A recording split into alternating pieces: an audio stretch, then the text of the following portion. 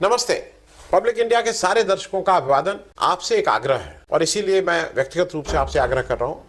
16-17 नवंबर 2024 को लखनऊ के मोती महल लॉन में अवध कॉन्क्लेव का आयोजन किया जा रहा है। आग्रह यह है कि अवध कॉन्क्लेव को सफलतापूर्वक आयोजन के लिए धन की आवश्यकता है। हम लोग पहले इसको करते रहे हैं, दूसरे नाम से करते रहे हैं, अवध कॉन्क्लेव, लोकमत सम्मान इत्यादि इत्यादि नाम से, लेकिन इस बार अलग अलग विषयों पर डिस्कशन होगा। देश के अपने अपने स्पेशलिस्ट आएंगे और इन सबके लिए मैं एक क्यूआर कोड आपको दे रहा हूं। इससे आप ब्रोशर डाउनलोड कर सकते हैं, देख सकते हैं क्या रूपरेखा है। लेकिन आपसे फिर से एक बार अपील है कि इस आयोजन को सफल बनाने के लिए थोड़ी आर्थिक मदद करें। बहुत बहुत धन्यवाद। नमस्ते। थर्ड आई में आपका स्वागत है। एक बार फिर से दीपावली की बहुत बहुत शुभकामनाएं। अब एक चीज करीब करीब तय होती जा रही है कि बिहार में 2025 के बाद मुख्यमंत्री नीतीश कुमार नहीं रहे। ये आप करीब करीब डिसाइडेड है। नीतीश कुमार क्या करते हैं, कैसे करते हैं, क्योंकि ये बात जब मैं कह रहा हूं तो उसके पीछे जो मेरे आधार है मैं उसके आपके साथ आज जरा चर्चा कर लूं।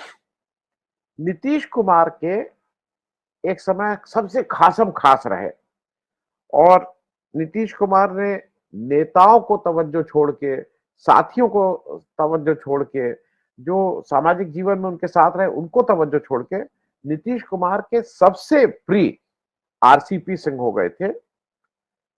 अब आरसीपी सिंह प्रिय होने के दो तीन कारण हैं।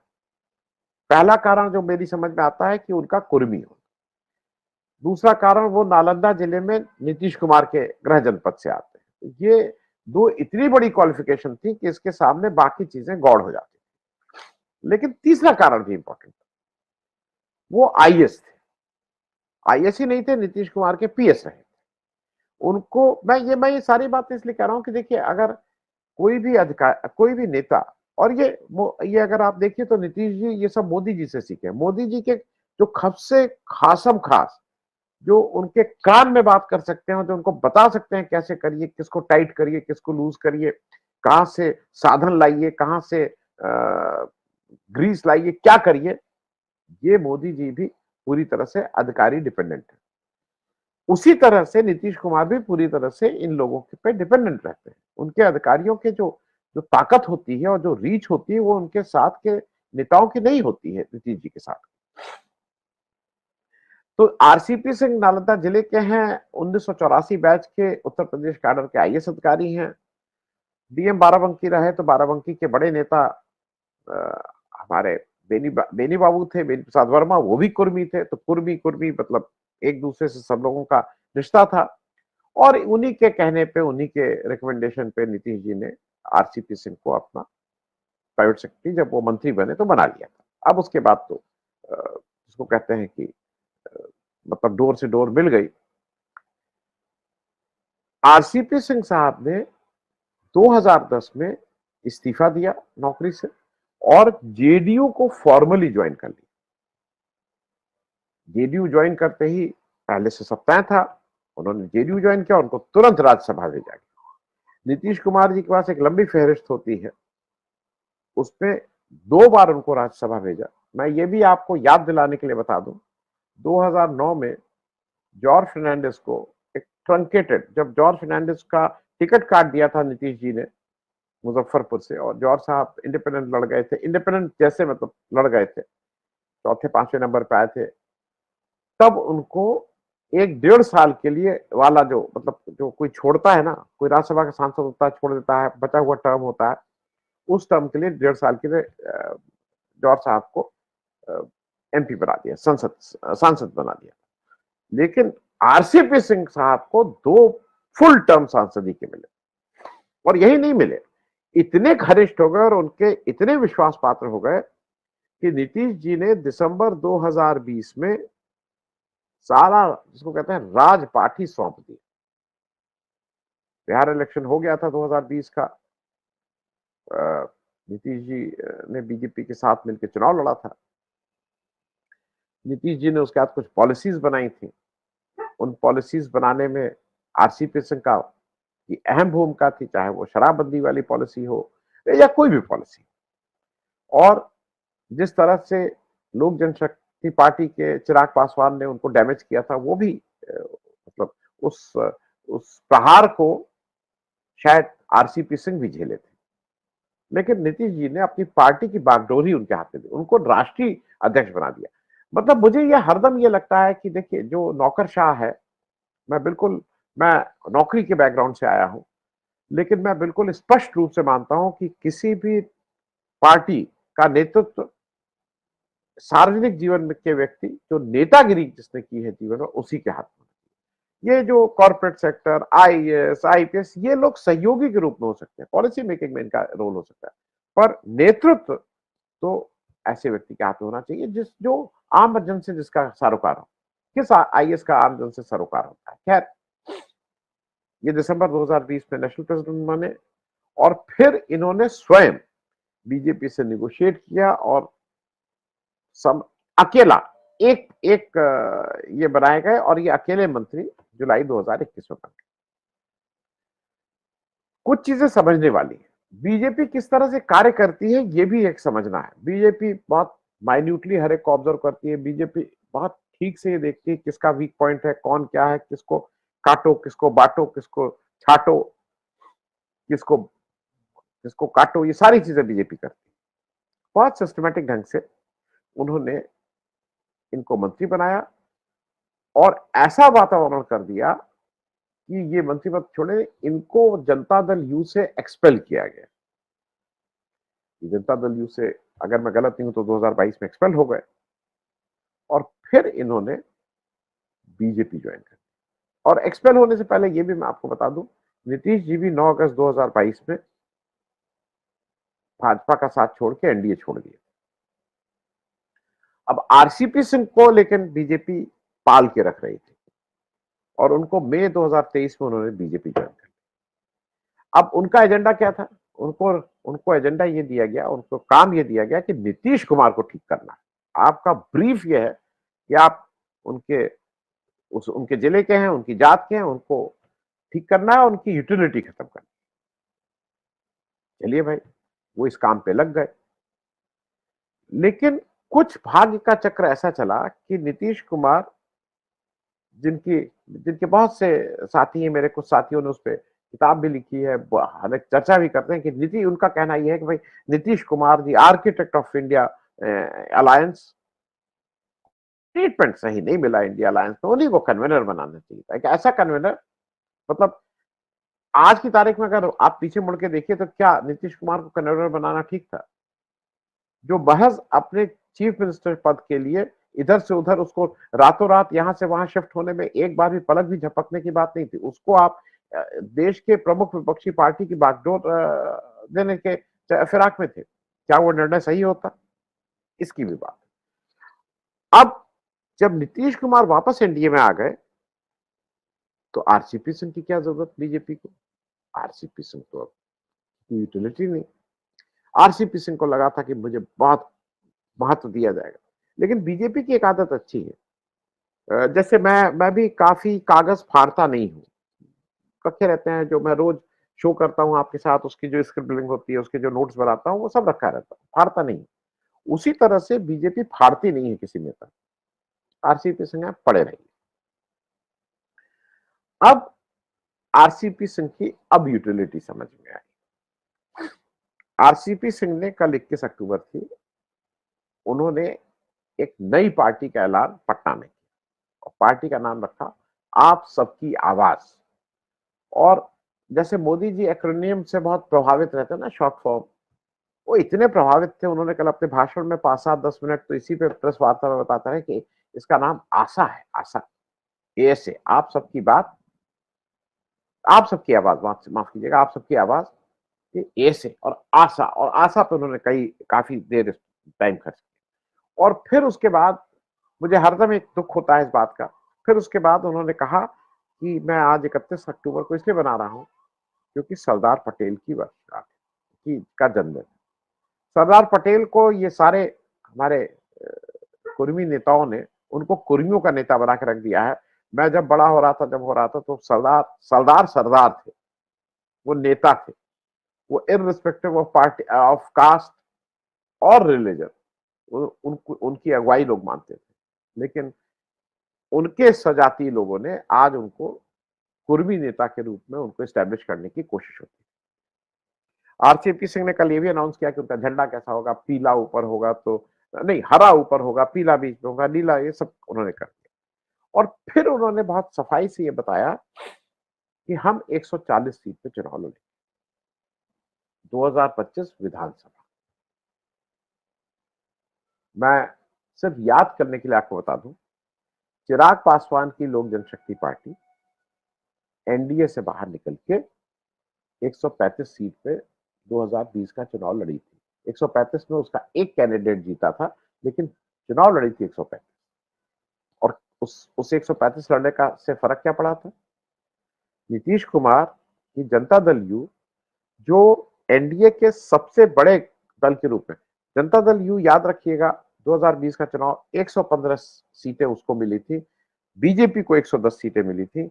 जनता दल यू ने 115 सीटों में लोक जनशक्ति पार्टी ने उनको सेबोटॉज कराया गया था। सेबोटॉज अमित शाह ही करा रहे थे, अमित शाह के ही शाह पे ये सब हुआ था। और 115 से नीतीश जी आ गए थे 43 सीट, 43। वहां बिहार विधानसभा में कुल 243 सीटें हैं। मतलब मैं सिर्फ इसलिए बता दे रहा हूं कि ये याद रहे कि कितनी सीटें कहां हैं, क्या हैं। सिर्फ नीतीश जी 115 में आ गए थे 43।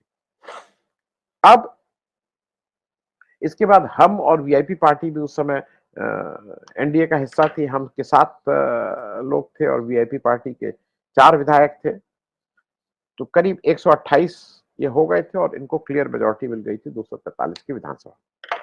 लेकिन नीतीश जी की हैसियत अब 43 पार्टी विधायकों की रह गई थी और वो पूरी तरह से बीजेपी पे आश्रित थे, पूरी तरह से बीजेपी पे आश्रित। अब जरा ये समझना है कि ये पार्टी क्यों बनाई है आरसीपी सिंह। मैं बिल्कुल स्पष्ट है कि नीतीश कुमार जी के खिलाफ बीजेपी ने अपनी तैयारियां शुरू कर दी, या जो कहते हैं अपनी रणनीति या अपनी पेशबंदी शुरू कर दी। अब उसको 2-3 लेवल पे खेला जा रहा है। नंबर 1, नीतीश जी की क्या वो पकड़ अपनी पार्टी में रह गई जो पहले थी, कि उनकी एक आवाज पे सारे लोग पार्टी से इधर उधर हो जाते हैं। जैसा कहा गया कि जब नीतीश कुमार इंडिया गठबंधन छोड़ के एनडीए में आए तो उसमें 3-4 प्रमुख लोगों की भूमिकाएं थी। पार्टी का एक बड़ा वर्ग उस समय मानता था कि ये छोड़ के जाना ठीक नहीं रहेगा, लेकिन 3-4 लोगों ने उसको छोड़ के आ गए। और वो 3-4 लोग ऐसे हैं जो लगातार भारतीय जनता पार्टी से संपर्क में हैं और उनके प्रभाव में। तो क्या नीतीश कुमार जी की वो पकड़ अब रह गई है कि अगर वो फिर पार्टी को इधर से उधर कहीं या कहीं और ले जाना चाहे तो क्या सब लोग उनके साथ जाएंगे? मेरी अपना आकलन यह है कि अगर नीतीश कुमार जी 16 एमपी के साथ फिर से पार्टी चेंज करने की बात करेंगे तो इस बार पार्टी टूटेगी। टूट के वो कितने रहेंगे कितने नहीं रहेंगे, लेकिन इस बार पार्टी टूटेगी। इस बार इतना आसान नहीं होगा नीतीश जी को 16 एमपी को अपने साथ ले जाना। और यही से शुरू होता है कि बीजेपी बिल्कुल स्पष्ट है कि जनता दल यू और नीतीश कुमार की पार्टी को छिन्न भिन्न कर दिया। और एक चीज और जान लीजिए, नीतीश कुमार इसको रीड कर लेते होंगे, जब मेरे जैसा व्यक्ति भी इसको अगर समझ लेता है। बीजेपी का एक चीज और समझने की जरूरत है, वो आपके सबसे विश्वसनीय व्यक्ति को टारगेट करते हैं। मैं नीतीश कुमार से शुरू करके 2-3 एग्जाम्पल और दे दूंगा। आप ये बताइए, नीतीश कुमार के सबसे सगे कौन थे? प्रशांत किशोर, छोड़ के चले गए। और आज किसके इशारे पे प्रशांत किशोर बिहार में काम कर रहे हैं और उनका और किसको टारगेट कर रहे हैं प्रशांत किशोर? सबसे ज्यादा टारगेट नीतीश कुमार को कर। पैसा कहां से आ रहा है, साधन कहां से आ रहे हैं, ये आप जानिए। फिर दूसरे सबसे खास आदमी के नीतीश कुमार के बिल्कुल मतलब खासम खास विश्वास पात्र नंबर 1 आरसीपी से इसके इशारे पे काम कर रहे थे बीजेपी। और अब बहुत पुराने साथी हैं ललन ललन कुमार, नीतीश जब समता पार्टी बनी उस समय से के पहले से नीतीश जी के साथ है, कभी साथ नहीं छोड़ा। लेकिन आज बीजेपी ने, अगर आप बॉडी लैंग्वेज देखें, पूरी तरह से ललन कुमार पे डोरे डाल के उनको अपने पक्ष में कर लिया है। मैं ये कहना बहुत मुश्किल होगा आज की तारीख में कि वो जाएंगे कि नहीं जाएंगे, लेकिन जैसा ललन जी इस अ, मतलब नीतीश कुमार जी की एनडीए वापसी से पहले जो जो मैं उनके ऊपर रखता कि नहीं नहीं ये इधर उधर नहीं हो गया, अब वो नहीं कह सकता। तो और ये बीजेपी की स्ट्रैटेजी, सबसे आपका जो घनिष्ठ है उस पर वो करते हैं।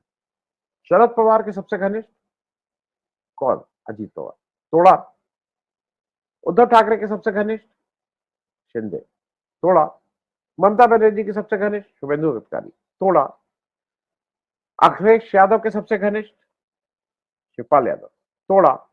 मैं ये बातें इसलिए कह रहा हूं कि वो जो सबसे आपका टारगेटेड है उसको तोड़ती है बीजेपी। ये अगर नहीं समझ पा रहे हैं तो ये उनकी दिक्कत। कांग्रेस में आप लिस्ट ले लीजिए, लेकिन कांग्रेस का मैं इसलिए नाम नहीं ले रहा हूं, Congress is a larger party, उसके अपने फुटप्रिंट्स हैं।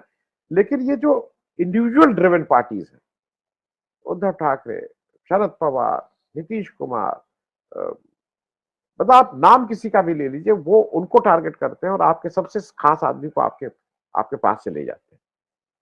ये नीतीश कुमार को क्या समझ में नहीं आता है? अब नीतीश कुमार जी के पास विकल्प क्या है? नीतीश कुमार जी के पास एक पहला विकल्प है, क्योंकि ये बिल्कुल टारगेटेड है। नीतीश कुमार के 140 सीट पे लड़ाने जा रहे हैं आरसीपी से। उसी तरह से प्रशांत किशोर भी वहां ताल ठोक रहे हैं। ये सब लोग किसको टारगेट करेंगे ये देखने वाली बात है। और एक और चीज ध्यान रखिएगा, एआईएमआईएम की जब हम लोग बात करते हैं तो एनडीए में रहते हुए भी नीतीश कुमार एक एक अकेले उस तरह के नेता है जिनको मुसलमान वोट देने में उसको बहुत दिक्कत नहीं होती। नीतीश ने वो अपना क्रेडेंशियल बचा के रखा है। सब नहीं देंगे, मेजोरिटी नहीं देंगे, अगर वो एनडीए में है तो ये नहीं है कि सारे मुसलमान, लेकिन उनको देने में कोई कोई उसको ऐसा नहीं कि नहीं हम नहीं देंगे किसी हालत में। अब नीतीश कुमार जी के पास विकल्प यह है कि भाई जैसा ट्रीटमेंट हो रहा है बीजेपी में रहें, और बीजेपी में अगर रहेंगे तो अब 43 सीटें थी तो 20-25 सीट पे उनको किया जाएगा। और इस बार बीजेपी उनको 115 सीटें तो देंगे नहीं, 43 के सामने 70 दे देगी, 75 दे देगी। अब नीतीश कुमार क्या करें? नीतीश कुमार क्या इंडिया गठबंधन में वापस आ सकते हैं? खुला सकते हैं, लेकिन अगर वापस आएंगे तो क्या वो चीफ मिनिस्टर पद के दावेदार रहेंगे? मेरे हिसाब से नहीं रहेंगे, क्योंकि अब चीफ मिनिस्टर पद के दावेदार केवल और केवल तेजस्वी यादव रहेंगे इंडिया गठबंधन में, बिहार में। क्योंकि अगर वो ये नहीं किए तो उनकी पार्टी में भी बहुत रिसेंटमेंट होगा। लोग जो लड़ रहे हैं जनता दल से, बीजेपी से, वो अब नीतीश कुमार को सिर आंखों पर बिठाने को तैयार है। मैं एक अंतिम बात कह के खत्म कर रहा हूं जिससे स्पष्ट हो जाए कि बीजेपी क्या कर रही है। ये आरसीपी सिंह साहब के पास पैसा कहां से आ रहा है? इनका आरसीपी सिंह या रामचंद्र प्रसाद सिंह माई नेता .com करके आप खुद गूगल कर लीजिए। इनके पास कुल एसेट जो इन्होंने अपनी एफिडेविट में दिया था, इनके पास कुल एसेट 2,73,00,000 रुपए। कुल 2,73,00,000 रुपए में क्या पार्टी चलेगी? इनके पास कुल जमीन 1.08 एकड़ है, 1 एकड़ से थोड़ा सा ज्यादा, जिसकी वैल्यू उन्होंने बताई है 4,86,000 रुपए। हाँ, एक चीज इनके पास ठीक है, मेरे लिए भी थोड़ा आश्चर्य की बात थी कि एक आईएएस अधिकारी, इनके पास एक गन है, इनके पास एक .315 की बोर की राइफल है, इनके पास एक डबल बैरल गन है।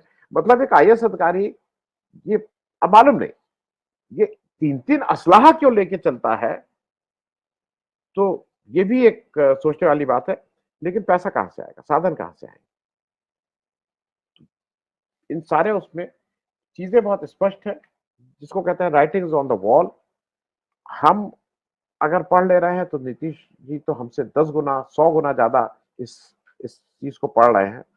और मेरे हिसाब से आने वाले समय में बिहार बिल्कुल ऐसा नहीं रहेगा। महाराष्ट्र और झारखंड इलेक्शन के बाद बिहार की राजनीति में कोई ना कोई परिवर्तन आएगा। वो क्या आएगा ये अभी थोड़ा मुश्किल है। नीतीश जी का तो एक ही है कि भाई मुझे चीफ मिनिस्टर रहने दो, लेकिन बीजेपी अब उनको चीफ मिनिस्टर नहीं रखेगी। इंडिया गठबंधन में मेरे ख्याल में उन्होंने अपने रास्ते खुद ही बंद कर दिए हैं। देखना इंटरेस्टिंग होगा कि अब नीतीश जी क्या रास्ते निकलता है। बहुत बहुत धन्यवाद, थैंक यू सो मच। नमस्ते। पब्लिक इंडिया के सारे दर्शकों का अभिवादन। आपसे एक आग्रह है और इसीलिए मैं व्यक्तिगत रूप से आपसे आग्रह कर रहा हूं। 16-17 नवंबर 2024 को लखनऊ के मोती महल लॉन में अवध कॉन्क्लेव का आयोजन किया जा रहा है। आग्रह यह है कि अवध कॉन्क्लेव को सफलतापूर्वक आयोजन के लिए धन की आवश्यकता है। हम लोग पहले इसको करते रहे हैं, दूसरे नाम से करते रहे हैं, अवध कॉन्क्लेव, लोकमत सम्मान इत्यादि इत्यादि नाम से, लेकिन इस बार अलग अलग विषयों पर डिस्कशन होगा। देश के अपने अपने स्पेशलिस्ट आएंगे और इन सबके लिए मैं एक QR कोड आपको दे रहा हूं, इससे आप ब्रोशर डाउनलोड कर सकते हैं, देख सकते हैं क्या रूपरेखा है। लेकिन आपसे फिर से एक बार अपील है कि इस आयोजन को सफल बनाने के लिए थोड़ी आर्थिक मदद करें। बहुत बहुत धन्यवाद।